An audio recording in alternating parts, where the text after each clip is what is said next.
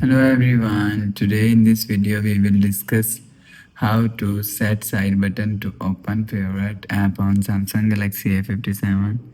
Let's start the video. First of all, go to app library.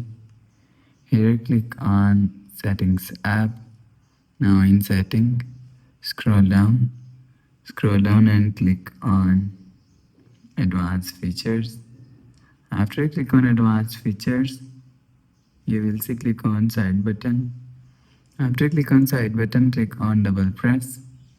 If you want to set side button to open favorite app, so you will see apps is here. Click on apps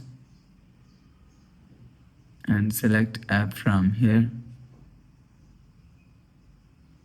After select app, go back to home screen, refresh phone and double click side button and you will see app is open. So that's how you can set side button to open favorite app on Samsung Galaxy A57. If you like the video, please subscribe. Thanks for watching.